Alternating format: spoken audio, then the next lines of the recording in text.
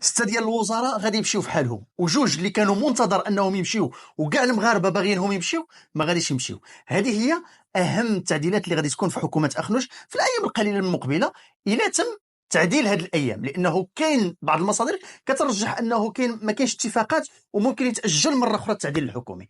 بقاو معايا غادي نعطيكم التفاصيل ديال التحيز الحكومي. طبعا اليوم بعد ما تحيد ميارة من رئاسة مجلس المستشارين، الناس بداو كيفهموا بأنه راه قرب التعديل الحكومي، وفعلا هو قرب التعديل الحكومي. بقات فيه اللمسات الأخيرة إلى كيف قلت ما تأجلش، لأنه بزاف ديال المرات تأجل التعديل الحكومي لسبب أو لآخر كان كيتأجل. راه تأجل 4 مرات، التعديل الحكومي تأجل 4 مرات. فهاد المرة كيقولوا الأقرب أنه غادي يكون التعديل الحكومي. 6 ديال الوزراء غيمشيو في حالهم وجوج ديال الوزراء ما غيمشيوش. المفاجاه ديال هاد جوج الوزراء غادي تجيكم غريبه، لان كاع المغاربه كيستناوهم يمشيو. اولهم هو عبد اللطيف وهبي. عبد اللطيف وهبي اللي دار الكوارث من نهار بدا، دار تصريحات خطيره، دار الكوارث، ما بقاش امين عام، الحزب ديالو ما باغيش يخليه وزير، ولكن متشبتين به انه يبقى وزير، وغيبقى وزير عبد اللطيف وهبي في الحكومه الثانيه ديال اخنوش. للاسف ما مفهومش علاش هاد التشبت بعبد اللطيف وهبي وهو غير كيرقعها. تصريحاته ما فيها ما يتجمع، قراراته ما فيها ما يتجمع. الصداع جبدوا مع المحامين، جبدوا مع العدول، جبدوا دابا القضاة. هذه مصادر من داخل القضاء، هما كيقول لك حنا عيينا ولكن ما عندناش سبيل كيفاش نديروا نحتجوا. راه غير ديك القانون ديال المسطره سميتو اللي داروا جديد، هذيك الكوارث القضاة وما راضيينش عليه. فين عاد المحامين، فين عاد المواطنين؟ لانهم فيه مجموعه الكوارث.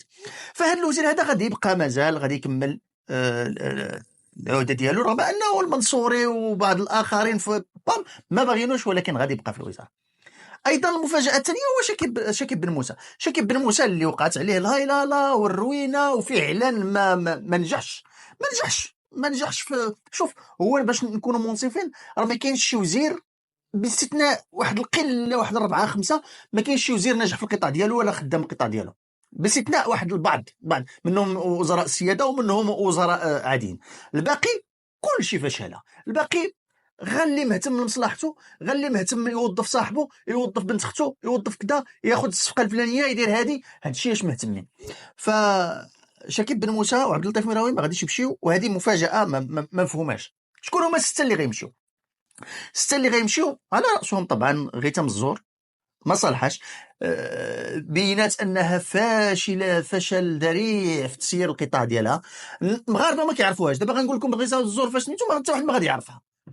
غتمشي تسول الناس في الشارع شكون هي غيتم الزور، ما غيعرفها حتى شي واحد. يقول لك ما نعرف، مغنيه ولا شي مؤثره في الانستغرام ولا في تيك توك ولا هادشي اللي غيقولوا لك. معنا ايضا في هذا سميتو عواطف حيار اللي كانت عندها وزاره التضامن، وللاسف حتى هي فشلات. ماشي فشلات، هي ما دارت حتى شي حاجه، ما فشلات ما نجحات، ما دارت حتى شي حاجه.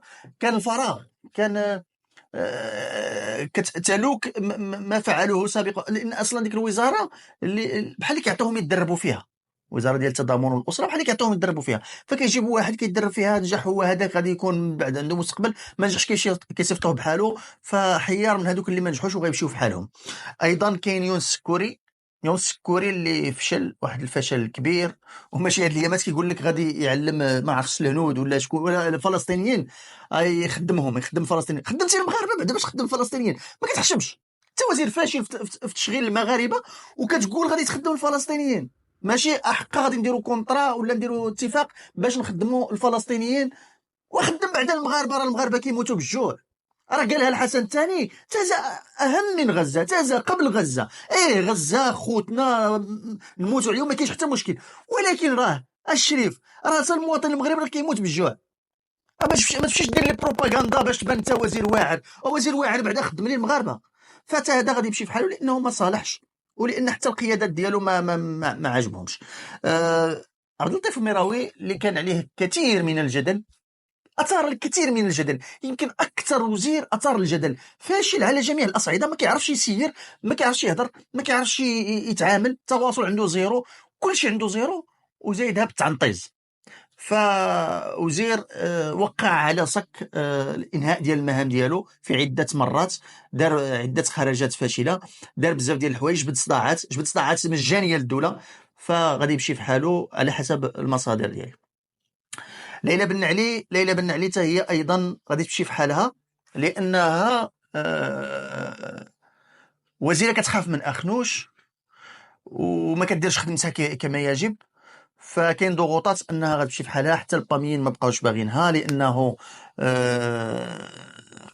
ما صالحالهمش، ما صالحاش للدوله، ما صالحاش للحكومه، ما صالحاش للتسيير. ليلى بن علي هي ايضا مشات. محمد بن عبد الجليل حتى هو غيمشي لانه ما باغيش نزار بركه، فغادي يطيروا من التعديل الحكومي. طبعا غادي ندوزو لواحد النقطه مهمه في هذا الموضوع، اللي هي ميارة علاش حيدوا هذا النهار من رئاسه مجلس المستشارين. هذه النقطه هذه مهمه، علاش؟ لان ميارة تحيد، ماشي تحيد، وانما غيعطيوه بوست اخر اللي هو وزاره او كتابه الدوله. يا اما غيعطيوه وزاره يا اما كتابه الدوله. علاش؟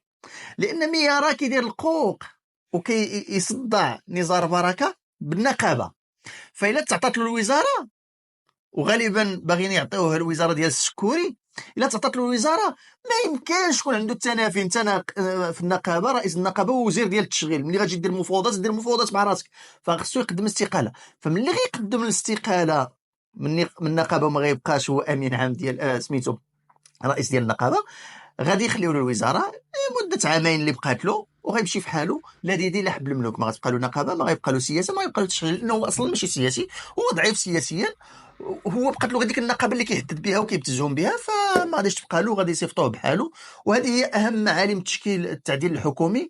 كيف كنقول، هو لحد الساعه مازال كاين، غيكونوا فيه كتاب ديال الدوله بزاف، غيعطيوه كتاب ديال الدوله. كاين من غيعطيوه البام، وغيعطيوه الاحرار والاستقلال. الحصه غتاخذها البام والاحرار، الاستقلال غتاخذ شويه قل منهم.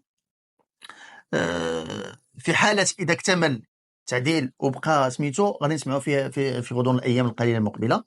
للاسف التعديل كان خصو يشمل حتى اخنوش، ولكن لا يشمل اخنوش غادي تسمى الاطاحه بالحكومه، ولان اخنوش هو اهم عنصر ما باغينوش المغاربه. ولكن ما عندنا ما نديرو، غادي نصبروا حتى تسالي الولايه ديالو ونشوفوا المغاربه واش غيوليو يصوتوا عليه. تشاو، نلقاكم في حلقه مقبله.